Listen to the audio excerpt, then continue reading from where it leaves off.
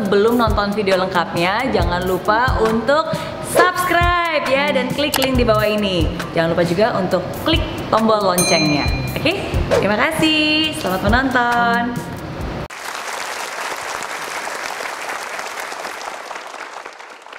Baik pemirsa, terima kasih masih bersama kami di I'm Possible, dari Impossible jadi I'm Possible. Ya, kita masih bersama dengan Jess No Limit, aku Justin dan juga Miss Mary Riana. Betul, dan ini sangat membanggakan sekali ya anak muda yang bukan hanya bisa sukses tapi bisa juga berbagi kebaikan dengan caranya sendiri gitu. Dan seperti yang tadi Jess juga bilang, menurut saya juga sangat setuju bahwa ketika kita berbuat sesuatu yang baik, ya pada akhirnya itu juga menjadi kebahagiaan kita. Walaupun apapun juga yang kita lakukan, tetap aja pasti akan ada orang yang berpikiran positif, ada juga orang yang berpikiran negatif. Apalagi seorang YouTuber ataupun gamer ini kan pasti ada, kalau istilahnya zaman sekarang tuh ada haters gitu ya. Masih ada nggak sih orang-orang yang mungkin berkomentar negatif dan menganggap bahwa ini mah pencitraan lah, berbuat kebaikan dan seterusnya seperti itu? Ada. Oh ya? Ada aja. Oke. Gimana tanggapan kamu? Biasa aja sih.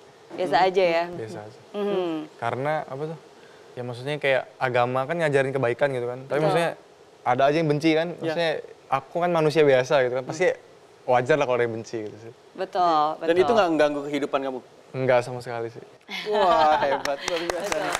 Dan memang harusnya seperti itu Mas Irgi. Karena kalau misalnya kita melakukan sesuatu, terus abis itu kita sangat membaca komentar-komentar mereka dan dimasukin ke perasaan, berarti yang kita lakukan itu bukan untuk orang yang ingin kita beri, tapi untuk netizen gitu. Dan itu sesuatu yang salah. Tapi seperti yang Jess bilang, yang penting kebaikan itu sudah disampaikan, sudah diterima, apapun juga komentarnya, ya itu tidak perlu dihiraukan juga. Oke, baik.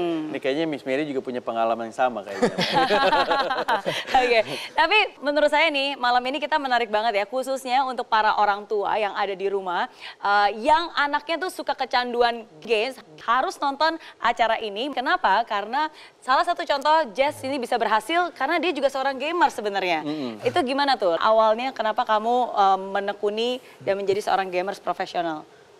Awalnya sih kalau aku diceritain sama papa mamaku, aku itu udah main game itu sejak 2 tahun.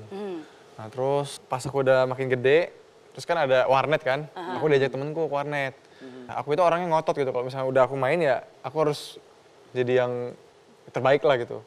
Akhirnya dari situ sempet sih pas SD itu diajak masuk ke tim, cuma waktu itu izin ke orang tua nggak diizinin. Terus apa komentar orang tua pada saat itu? ya gak dikasih lah pokoknya, dimarahin pokoknya dulu main game itu. Dimarahin main game terus ya? Ya dimarahin. Lalu? Terus sampai ya aku sempat berhenti main game juga. Gara-gara waktu itu kuliah gitu kan. Ya aku mikir, aduh nih main game terus jadi apa nanti gitu kan ya. Terus entah kenapa perusahaan tempat aku kerja, waktu itu aku jadi udah kerja, libur. Jadi aku main game lagi. Nah dari situlah aku mulai sempat jadi penjoki di game itu. Oke. Ya. Penjoki game tuh maksudnya?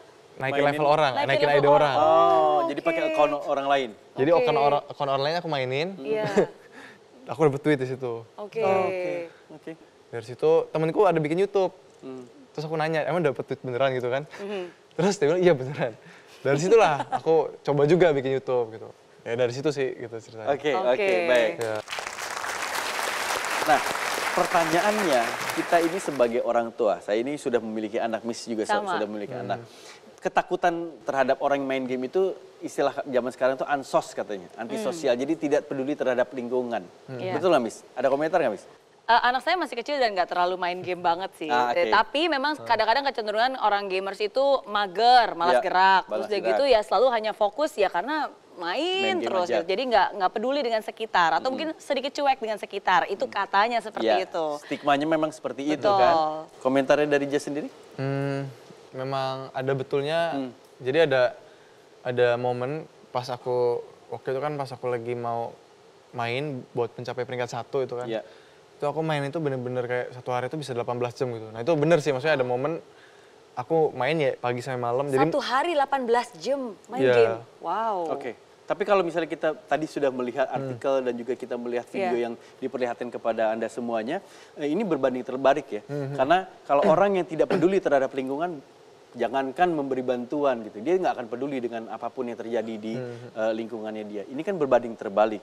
Nah, alasan apa yang akhirnya membuat Jess ini bisa peduli terhadap lingkungan? Ini kan mematahkan stigma yang orang-orang ini. Karena ya mamaku memang apa ya, orangnya suka berbagi gitu kan. Terus aku, maksudnya kalau dibilang aku cukup gitu ya, cukup sih maksudnya bagi diriku gitu ya. Maksudnya aku mau beli apa ya bisa gitu kan. Cuman kadang-kadang itu aku bertanya lagi, maksudnya tujuan aku hidup itu apa sih?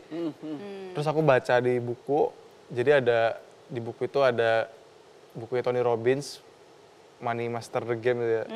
Itu ada pengusaha kaya dan dia itu tujuan hidupnya dia punya uang, dia bagiin setengahnya itu ke orang-orang yang nggak mampu gitu loh. Jadi kayak ya aku pengen kayak dia aja gitu sih. Oke, baik. Nah, Miss Mary, tentunya kita sebagai manusia kan juga ingin juga peduli terhadap lingkungan karena berkaitan juga dengan rezeki dan lain sebagainya. Nah, tadi masalah rezeki juga itu adalah bagaimana bentuk kita peduli terhadap lingkungan. Tapi ada hal lain yang mungkin perlu dipertanyakan, bagaimana sebenarnya cara kita untuk meningkatkan rasa peduli. Oke, ya jadi pertama-tama saya ingin bilang dulu kepada Anda semua bahwa tidak ada satu manusia pun yang terlahir itu sebagai orang yang cuek. Enggak, karena pada dasarnya kita sebagai manusia, kita tuh lahir dengan perasaan dan kita tuh peduli. Dan perasaan itu sudah ada di diri kita. Tapi kadang seiring dengan berjalannya waktu, karena sibuk, karena ambisi, karena tekanan hidup dan lain-lain, kita menjadi orang yang egois dan kurang berempati. Nah, tapi ingat, bagaimanapun juga boleh punya ambisi, boleh punya cita-cita, ya boleh punya mimpi tinggi, tapi bukan hanya jadi orang pinter, bukan hanya jadi orang terkenal, bukan hanya jadi orang kaya, apapun juga tetap jadi orang baik. Sekarang saya tanya, siapa dari Anda di sini pernah menerima kebaikan dari orang lain? Semua, baik yang dikenal maupun yang tidak dikenal. Oke, kalau Anda pernah menerima kebaikan dari orang lain, maka kebaikan yang Anda terima itu bukan hanya untuk dibalas, tapi sebaiknya diteruskan supaya itu berlanjut. Karena again pada akhirnya, kalau kita menolong orang, suatu saat nanti pun kita akan ditolong orang ketika kita membutuhkan bantuan itu. Dan saya selalu percaya ketika kita menolong seseorang, misalnya orang tua yang sedang terjatuh, suatu saat nanti mungkin ketika orang tua kita terjatuh, ada orang lain yang akan menolong mereka. Ketika kita memberikan bantuan pinjaman uang contohnya ya kepada teman kita yang sangat membutuhkan. Suatu saat nanti mungkin ketika kita sedang membutuhkan akan ada aja bantuan pertolongan juga untuk kita. Nah, jadi pada akhirnya kita hidup tidak sendiri. Kalau kita sudah pernah menerima kebaikan dalam hidup ini, ya sadar kebaikan itu harus diteruskan supaya itu bisa berlanjut ke yang berikutnya, yang ke berikutnya lagi. Baik, nah kalau bicara tentang kebaikan dan ini kalau kita ngelihat apa yang dilakukan oleh Jess ini kan berarti kita bisa mengambil kesimpulan adalah buah dari kebaikan yang pernah diperbuat oleh Jess. Dan Jess ini kalau dilihat dari pencapaian, ini kan gamer pertama Indonesia yang berhasil mewujudkan mimpi. Jadi kalau misalnya kita pengen memiliki sebuah mobil Ferrari, ternyata Jess ini juga memiliki Ferrari sekarang ini dari hasil yang dikerjakan yaitu seorang gamer. Oke. Mobil Ferrari itu mahal sekali loh. Oke, jujur deh, mobil ini ada bantuan dari orang tua nggak? Gak ada. Nggak ada sama sekali. Bantuan doa lah ya. Bantuan doa. Oke. Kelihatannya kalau penonton di sini udah pada senyum-senyum karena mungkin punya keinginan yang sama seperti Jess ini memiliki mobil mewah. Oke, mungkin teman-teman di sini ada yang ingin bertanya kepada Jess ataupun Miss Mary, silakan angkat tangannya. Oke, silakan untuk Mas yang paling depan. Halo, nama saya Amal dari Universitas Mercu Buana. Bang Jess, saya mau nanya, kan Bang ini udah mendatangkan peluang kesuksesan dari game. Bisa dari uang banyak, bisa berbagi dengan ke orang yang tidak mampu, bisa dari beli kayak Ferrari lah gitu. Kan saya juga gamer juga nih, kadang juga diomelin sama orang tua. Kayak jangan main game mulu, nggak produktif lah.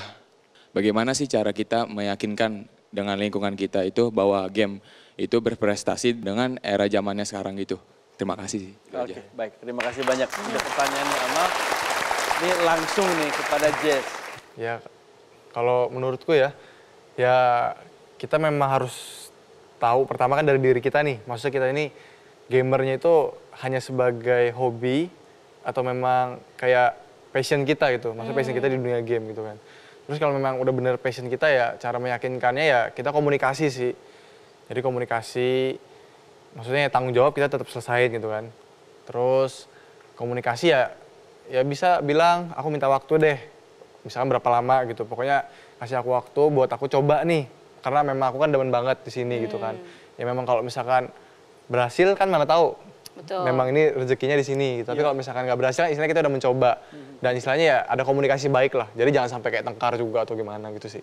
Yang penting kita ngomong, kita pengen coba di bidang ini, ya tolong kasih kesempatan lah gitu. Kalau misalnya memang nggak berhasil ya kita misalnya ikutin apa yang orang tua mau. Jadi kayak sama-sama fair dong jadinya.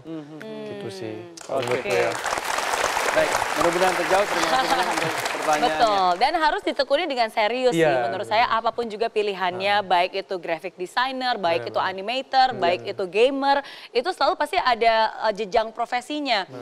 Salah satu hal mungkin kalau tadi Jess kan cerita sempat jual akun lah, sempat main games secara freelancer. Tapi sebenarnya salah satu yang Jess lakukan juga dia melakukan secara profesional. Kalau zaman sekarang ada yang namanya e-sports, ya itu juga salah satu wadah di mana gamers-gamers secara profesional juga bisa menghasilkan dan menekuni seriously sebagai seorang profesi. Dan tentunya untuk mencapai sesuatu itu perlu kesabaran dan juga waktu yang harus dikorbankan ya. Baik, kita akan berbincang lagi dan kita akan teruskan sesaat lagi. Tetaplah bersama kami di I'm Possible, dari Impossible jadi I'm Possible.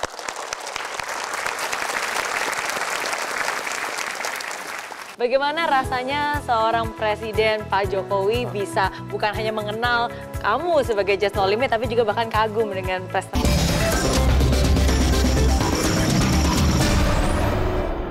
Hai friends, terima kasih ya kamu sudah menonton I'm Possible episode kali ini. Nah, untuk kamu yang ingin nonton langsung I'm Possible di Studio Metro TV Jakarta langsung bersama saya, bisa langsung kunjungi link di bawah ini ya. Nanti kamu bisa daftar dan kamu akan masuk ke dalam grup WhatsApp. Di sana akan ada langkah-langkahnya. Dan pendaftaran gratis. Jadi tunggu apa lagi? Daftarkan diri kamu sekarang juga, bawa teman yang banyak, dan sampai ketemu di studio Grand Metro TV. Oke? Di aplikasi Mary Riana tersedia lengkap video-video YouTube terbaru saya, artikel yang up to date, post inspirasi, koleksi merchandise, workshop dan seminar yang bisa kamu dapatkan free. Dan download sekarang juga gratis.